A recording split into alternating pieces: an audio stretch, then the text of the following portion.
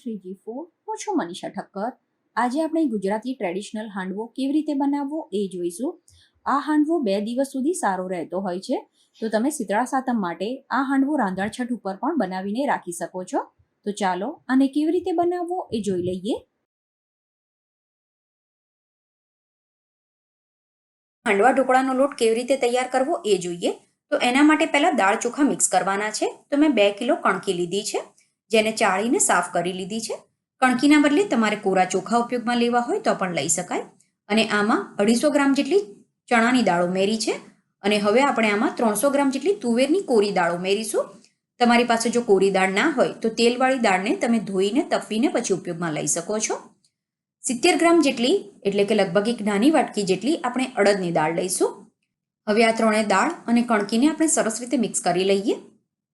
હવે જો તમારી પાસે ઘરઘંટી નથી તો આ રીતનું મિશ્રણ તમે મિક્સ કરીને પછી જે રીતે આપણે ઢોસાનું ખીરું બનાવીએ છીએ એ રીતે તમારે આને પલાળી રાખવાનું અને પછી એને તમે મિક્સરમાં વાટીને પણ હાંડવો ઢોકળા બનાવી શકો છો. હવે જે ઘઉંનો કરકરો લોટ દળવા માટે આપણે જે જાળી ઉપયોગમાં લીધી 3 નંબરની, એ જ જાળી આપણે આ લોટ તૈયાર કરવા માટે ઉપયોગમાં લેવાની છે. તો દાળ ચોખાનું મિશ્રણ આપણે ઘંટીમાં ઉમેરી દઈશું અને ઘંટીને ચાલુ કરી દઈએ. તો આ આપણો હાંડવા ઢોકળાનો એટલે કે કણકી કોરમાનો લોટ બનીને તૈયાર છે. ખીરું બનાવવા માટે આપણે ઢોકળાનો લોટ લેવાનો છે. અહીંયા 2 મોટા વાટકા ઢોકળાનો લોટ લીધો છે. ગ્રામમાં 500 ગ્રામ જેટલો ઢોકળાનો લોટ છે. આમાં આપણે થોડી હળદર ઉમેરીશું. આની સાથે એક નાની વાટકી ખાટું દહીં ઉમેરીએ. જ્યારે પણ તમે ઢોકળા કે હાંડવા માટે ખીરું બનાવો ત્યારે ખાટા દહીંનો ઉપયોગ કરવાનો, જેથી એનો આથો ખૂબ જ સરસ આવશે.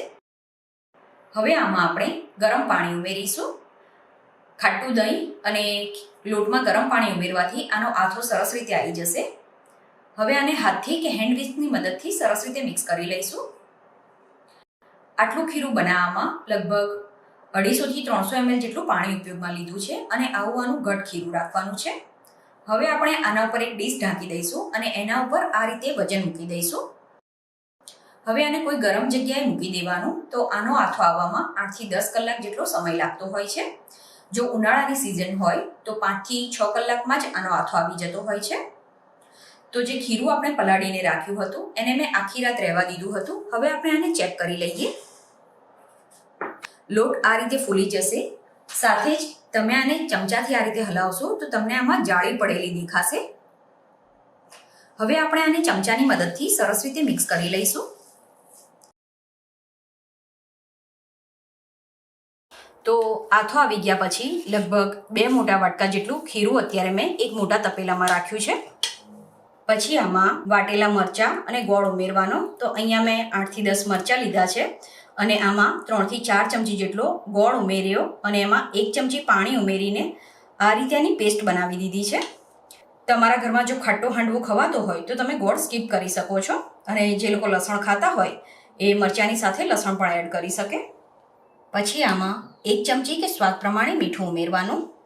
હળદર આપણે આથો લાવતી વખતે જ એડ કરી હોય એટલે અત્યારે હળદર થોડીક જ એડ કરવાની. આની સાથે જ 1 ચમચી કે તમે જેવું તીખું ખાતા હોય એ પ્રમાણે લાલ મરચું એડ કરવાનું. હવે આ બધી વસ્તુને સરસ રીતે મિક્સ કરી દેવાની છે. અત્યારે આમાં બિલકુલ પણ પાણી નથી ઉમેર્યું. આપણે જે ગોળ અને મરચાંની પેસ્ટ ઉમેરી એનાથી જ ખીરું આ રીતે થોડું પાતળું થઈ જશે. હવે આપણે આમાં નાખવા માટે દૂધીને છોલીને છીણી લેવાની છે. તો આટલા માપમાં આપણે 250 ગ્રામ દૂધી એડ કરવાની છે. હવે આપણે હાંડવાનો વઘાર કરવા માટે 3 ચમચા જેટલું તેલ ગરમ થવા માટે મૂકવાનું અને આની સાથે જ બીજા ગેસ ઉપર હાંડવાના કુકરની સાથે જે નાનું મોલ્ડ આવતું હોય છે એમાં આપણે રેતી કે મીઠું ભરીને એને પણ ધીમા ગેસે ગરમ થવા માટે મૂકી દેવાનું. તેલ ગરમ થઈ જાય એટલે આમાં 2 ચમચી રાઈ ઉમેરવાની. રાઈ તતડે એટલે ગેસ બંધ કરીને આમાં થોડું જીરું ઉમેરવાનું. આની સાથે જ 2 સૂકા લાલ મરચાં, થોડા તલ અને છેલ્લે થોડા મીઠા લીમડાના પાન ઉમેરી દેવાના. હવે ખીરામાં વઘાર ઉમેરતા પહેલા આપણે 1/2 થી 1/4 ચમચી જેટલો ખાવાનો સોડા એડ કરવાનો છે. જો તમે જે ખીરું બનાવ્યું હોય એમાં આથો સરસ રીતે આવી ગયો હોય તો સોડા આનાથી વધારે ઉમેરવાની જરૂર નથી પડતી. જો આથો ઓછો આવ્યો હોય તો તમે પૂરી 1 ચમચી સોડા ઉમેરજો. હવે વઘારમાં જ આપણે થોડું મરચું એડ કરી દેવાનું છે.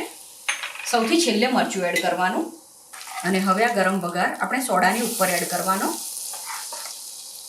અડધો વઘાર આપણે હાંડવામાં ઉપર એડ કરવાનો છે. તો અડધો વઘાર મેં રહેવા દીધો છે. હવે આને સરસ રીતે મિક્સ કરી દેવાનું. આ સમયે તમારે આને ચેક કરી લેવાનું. તમને આમાં મીઠું કે મરચું ઓછું લાગે કે તમે જે ગળપણ એડ કર્યું હોય એ ઓછું લાગે તો તમે ઉમેરી શકો છો.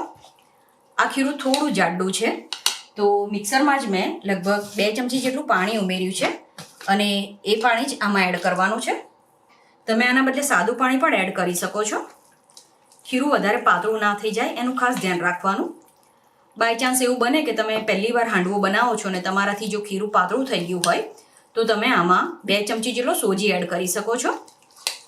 પણ બને ત્યાં સુધી એવો ટ્રાય કરજો કે ખીરાની કન્સિસ્ટન્સી આ રીતની પ્રોપર રહે તો તમારે કશું એડ કરવાની જરૂર ના પડે. તો ફાઇનલી જે હાંડવાના ખીરાની કન્સિસ્ટન્સી હોય એ આ રીતની મીડિયમ થીક હોવી જોઈએ. પછી આ રીતનું જે હાંડવાનું કુકર આવે છે એ લીધું છે. આ તમને કોઈ પણ વાસણવાળાની દુકાને મળી જશે. અને આ રીતનું કુકર તમારી પાસે ના હોય તો ફ્રાય પેનમાં હાંડવો કેવી રીતે બનાવવો એ પણ મેં તમારી સાથે શેર કરેલું છે. અને આના બદલે તમારી પાસે જો નોનસ્ટિકની કે જાડા તળિયાવાળી કઢાઈ હોય તો એમાં પણ તમે હાંડવો બનાવી શકો છો. પણ ટ્રેડિશનલ જે ગુજરાતી હાંડવો હોય એ આ રીતના એના કુકરમાં બનતો હોય છે. બધી બાજુ સરસ રીતે તેલ લગાવવાનું છે.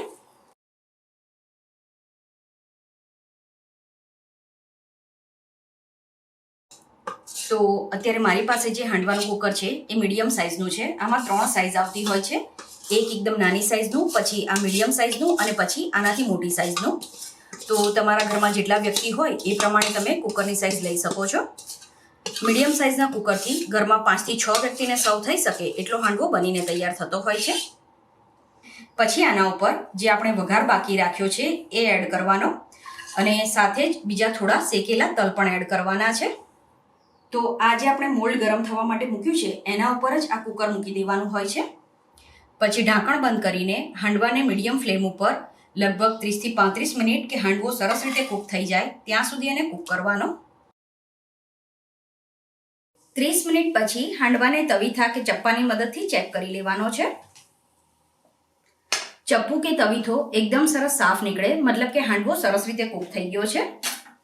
તો હજુ આને આપણે સીજવા દેવાનો છે પણ ઢાંકણ ઢાંકીને આ કુકરને આપણે નીચે ઉતારી લેવાનું અને હાંડવો લગભગ અડધો થી 1 કલાક ઠંડો થાય એ પછી એને સર્વ કરવાનો. તો એનો ટેસ્ટ ખૂબ જ સરસ લાગતો હોય છે. અને આ રીતે ઠંડી થઈ જાય એટલે તમે એને પ્લાસ્ટિકના ડબ્બામાં કે પ્લાસ્ટિક બેગમાં ભરીને રાખી શકો છો. આ રીતને આપણે ફરીથી પણ યુઝ કરી શકીએ છીએ.